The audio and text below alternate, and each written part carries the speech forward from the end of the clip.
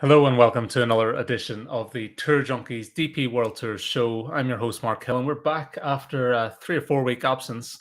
Obviously jumped in with DB, did some previewing for the Masters tournament, but now we're back on the DP World Tour, back to the bread and butter, and let's hope we can cash some winning tickets and some DFS green screens at the end of the week. So where are we this week? We are at the ISPS Championship in Spain. That is the Lakes course at the Amphibian Resort, Tarragona in Spain. So a holiday there 2 years ago in Salou, just outside Tarragona, a little bit down the coast from Barcelona.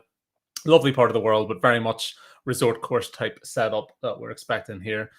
The field itself, it's quite poor, what we say. Got a couple of guys jumping back across, having been on the PGA Tour in the last few weeks.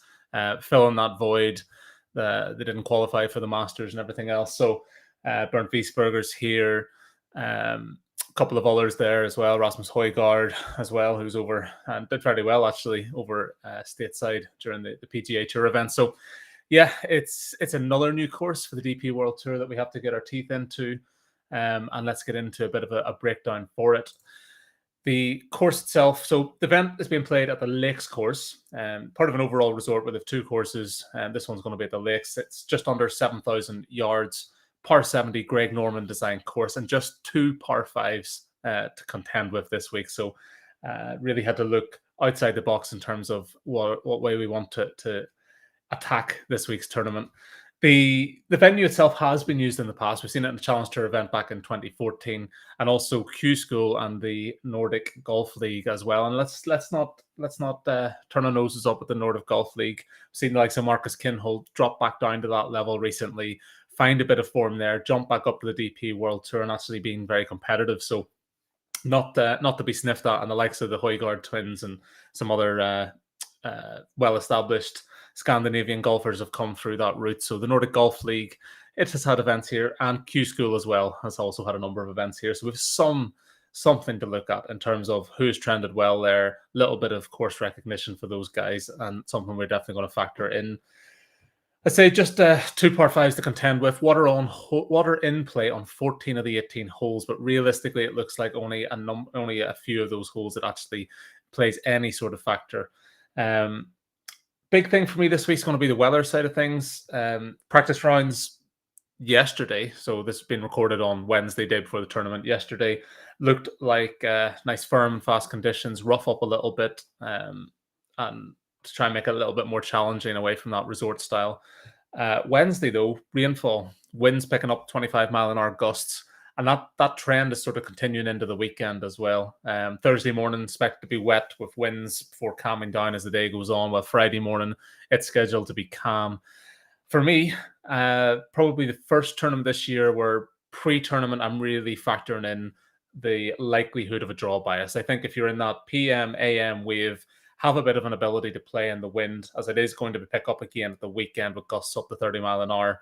That's the kind of golfer I'm trying to get on side here. If you are on the wrong side of the draw, I think you need to battle your way through the weekend, and then maybe it's the type of tournament we can have some live looks as well. Maybe I'll drop something in the nut hut where after Friday, maybe if it is a golfer who has navigated the AM PM wave, got through to the weekend, and is maybe 3 or 4 shots back, but in contention.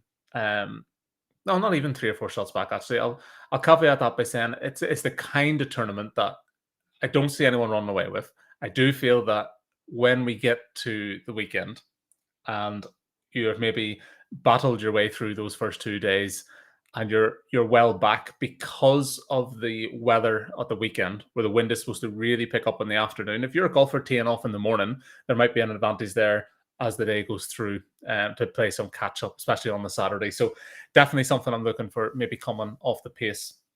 Can't factor that in pre-tournament though. That's going to be a live look come Friday evening, my time. So what else am I looking at? Yeah, some sort of semblance of forms in Spain previously might be a bit of an advantage. You're also at the factor in that we're taking in golfers coming in relatively cold. Most of these golfers have been off the last 3-4 weeks. So who performs well coming in off a little break? We can't really handicap what they've been doing outside of tournament golf, but we have a little look at social media, we have a little look and see what's out there on the circuit at the minute, around coach quotes and player quotes, and see if there's anything jumping out.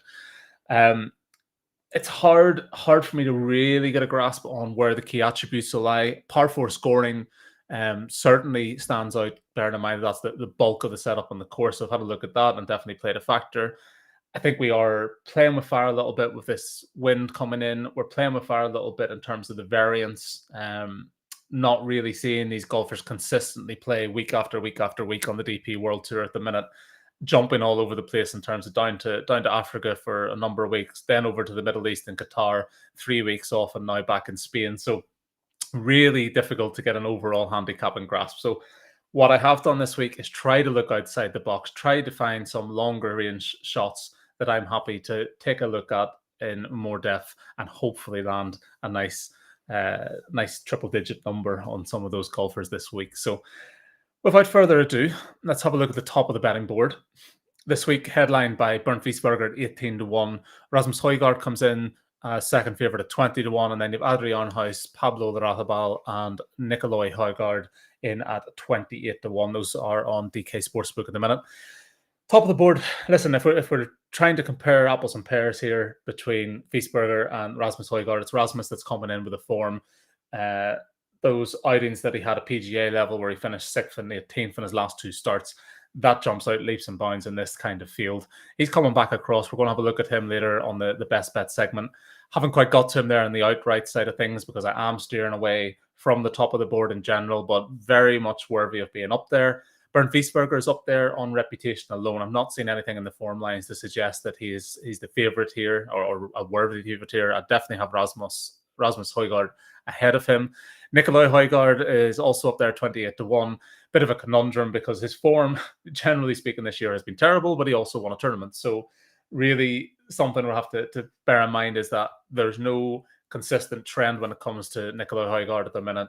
He can come in off miscuts and then turn it around the next tournament and excel against his form line. So definitely happy to deep dive down the board and try and find something that's more appealing at a bigger, juicier price. So with that in mind, I am jumping to my first selection, and it's fellow Irishman Daniel Gavin. So some of the Q School Nordic League events did try to see who's had a look here before. Gavin's at 80 to 1 this week, widely available, worth a look. Won the 2015 Q School event here, 4 outings altogether. So had much more of a look at the course than the bulk of the field. I'll just caveat that by saying that the course itself at this resort, formerly Lumines Resort, now Infinitium, generally there's 2 courses there. It can be a mesh of the 2 that these guys have played through the Q School and the Nordic Golf League and also the Challenge Tour event back in 2014. But he's been out here regularly. He's seen it 4 times in recent years. And that is definitely going to send him in good stead coming in. Bit of familiarity, bit of comfort, and definitely having had the Q School win here, he's going to have fond memories. Finished 2021 strongly. Opened up the year as a consistent cut maker as well, including a 6th place finish at the Magical Kenya Open, where he ranked out first tee to green on strokes gained. Solid length off the tee, strong approach game. Putter can be the real letdown when it comes to Daniel Gavin's, but to be fair, he has shown that he can have win equity on his side. And listen, I'm not going to say that winning a tournament in Northern Ireland last year that happened to have the same title sponsor is some sort of correlation that I can tie into handicapping and pricing.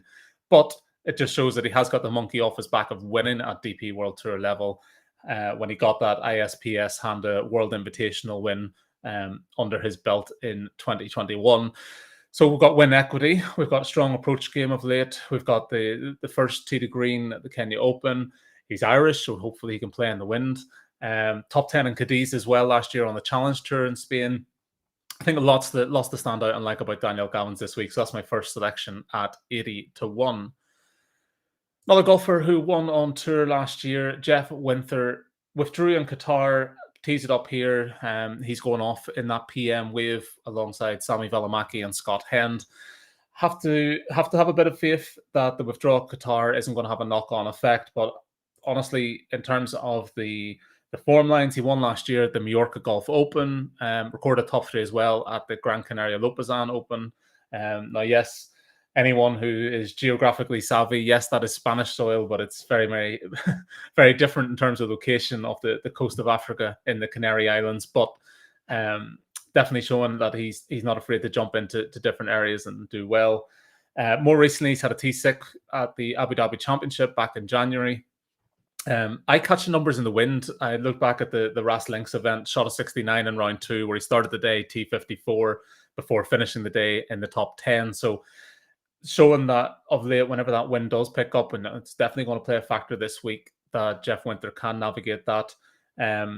Some other windy rounds. So when I look at windy rounds, I'm looking at 15 mile an hour plus, putting a bit more weight on those rounds that have been recorded at 20 mile an hour plus. But yeah, 64th Kenya Open in 2019, that jumped out as a windy round. 65 Scandinavian Invitational also in 2019 jumped out as a round in the wind. So a couple of different boxes being ticked there for Jeff Winther. 90-1, widely available. Happy enough to have him up as my second selection. That's Jeff Winther at 90-1. And the big boys keep coming. Triple digit figure number 1 is Aaron Cockrell, the Canadian. If you're looking at golfer at the minute with top 5 equity this year in the calendar year and top 5 equity on the course previously, Canadian Aaron Cockrell does tick the boxes. He was T5 at the Q School event here in 2019, building on a 72nd place finish on his first outing back in 2018. So we saw improvement at this venue. More recently, he's finished just outside the top 20 on his last outing at the Qatar Masters, where wind was certainly a factor as well going into the weekend, and second place finish earlier in the year at the Magical Kenya Open. Par 4 scoring emphasis, he grades out 8th in this field in par 4 scoring, so that's definitely appealing as well. I think it's far too big a price, 125-1 for Aaron Cockrell. He's showing good form lines. He's showing some familiarity with the course before, so 125-1. That is my third selection. And another 125-1 shot is Louis Daeger. And this was actually the first name on the card that I was drawn to when I was digging into the field, digging into the prices, digging into the draw and everything else. And a running theme, I'm putting all my eggs in one basket. We're coming off the Easter break there. Easter eggs, hunting left, right, and center. But this week, I'm putting all my eggs in one basket. I have put a lot of weight into this PM wave, and all 5 golfers that I'm putting up as my outright selections. Nice, juicy prices, but also in that PM wave that I hope will give them an advantage going into the weekend.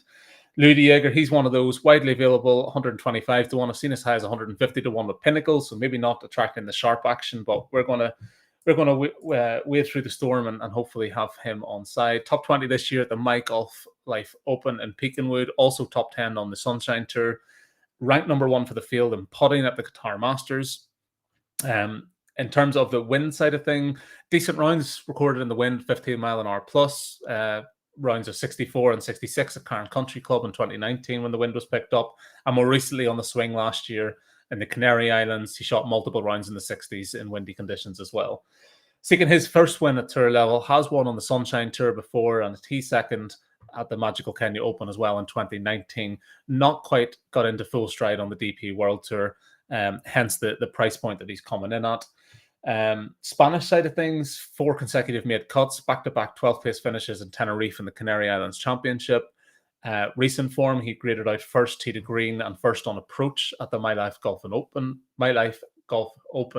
at Pekinwood not too long ago, and also third for strokes gained putting in Qatar. First strokes gained around the green at the Cape Town Open this year. So lots of different facets of his game, and if he can pull them all together at that price point of 125-150-1, there's a lot to like about Louis Daeger. And also outside of that as well, I had a look at the par 4 scoring, as I mentioned, and he grades out 4th in this field. Top 5 on par 4 scoring on the DP World Tour so far this year. You've Lars van Mierlo at 140-1. He comes in as number 1 in par 4 scoring. Rasmus Højgaard is up there at 18-1. Hurley Long 70-1.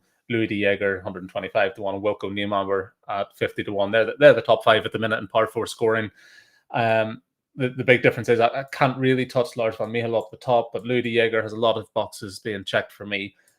Big price point, and definitely like him this week. And definitely going to be a darling for DFS, I feel, as well for me. So Louis Daeger at 125-1.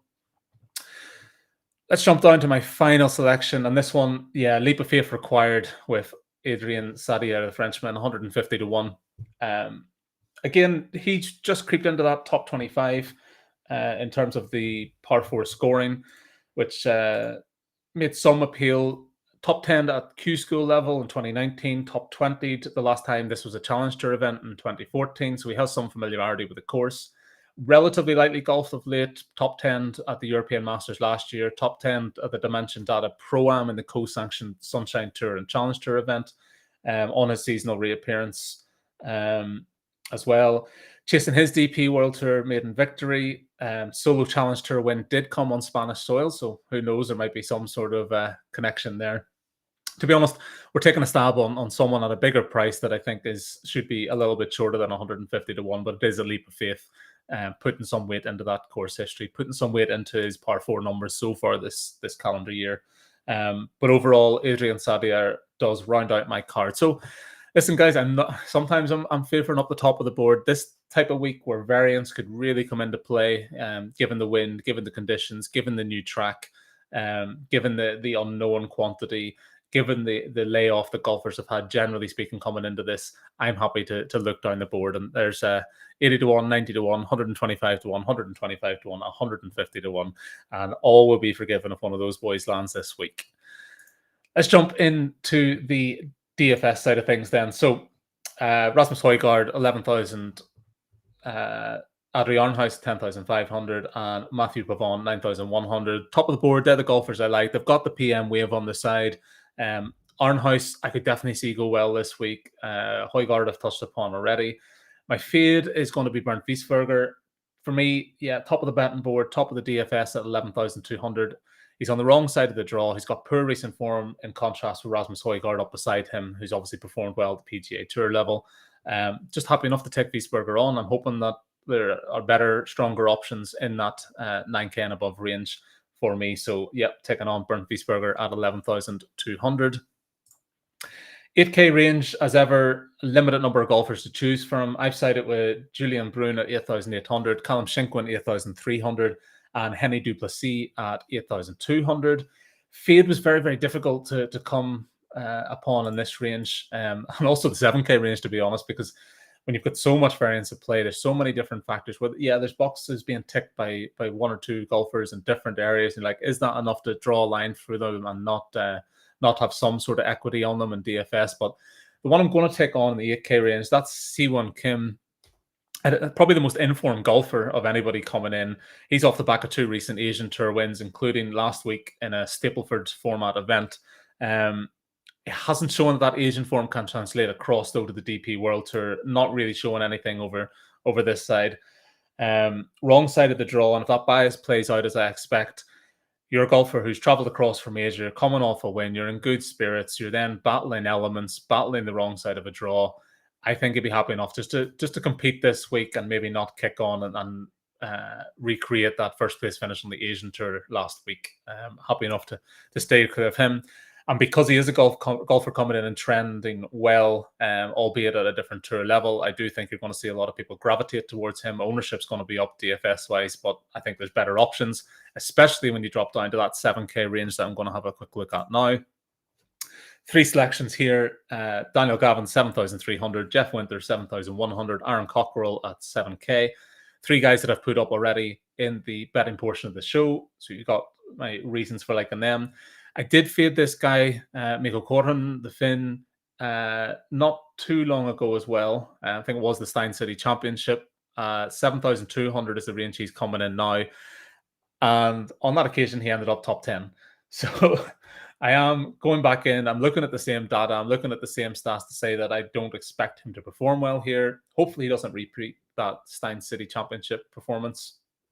He's another golfer that's on the wrong side of the draw. I'm reluctantly taking him on in this 7K range. Amongst those AM starters on day one, there was a lot of golfers that I did actually like, and I've only drawn a line through because of the draw. Mikko Korhonen was one of these ones that's on the wrong side of the draw, and I didn't have anything that really drew me to him when it came to the betting side of things. So I'm ruling out Mikko Korhonen. He's my fade at 7,200. And then the 6K range, Louis Daeger, 6,900. Nicholas Norgard Muller at 6,800 and Adrian Sadier at 6,700. So Norgard Muller, he was one I didn't touch upon in the betting portion. Plenty of length off the tee, showing glimpses of form. Happy enough to have some equity in him in that 6K range. But listen, it's one of those weeks we're probably going to have relatively limited competitions, but you are going to get guys jumping across to play the DP World Tour DFS side this week, bearing in mind that we have the the different format on the PGA Tour this week with the group play and the Zurich Classic. So we are going to maybe get some more guys signing up for DFS competitions this week on the DP World Tour side. Hopefully, I'm giving you some names there that will give you a little bit of variety against the rest of the field. And with that as well, we will jump to the best bet. And that's Rasmus Højgaard, plus 120 to top 20. Listen, huge drop down in class in terms of where he's been playing the last couple of weeks, showing you that he's high on the par 4 scoring side of things, which is going to be pivotal. He has the win equity on his side. And looking at the other guys at the top of the board, his draw is favorable. The form lines are there. And overall, he's only himself to blame if he's not able to replicate that in this class of field. So Rasmus Højgaard at plus 120 to top 20. That's DK Sportsbooks. That's available. Do shop around. Try and see what other prices are out there. But generally speaking, guys, that is this week's show. It's not been recorded in the evening. I'm sipping on some water after drinking tea and coffee all day. I am now going to take myself back to work and hope that, as I said, after the weekend, we're going to have some green screens in DFS. We're going to have some nice, juicy tickets cash at the window as well when it comes to the betting side of things. It's been a pleasure, fellas and girls, and I shall catch you next week when we're back in Spain for another event. Thank you very much, guys. Good luck.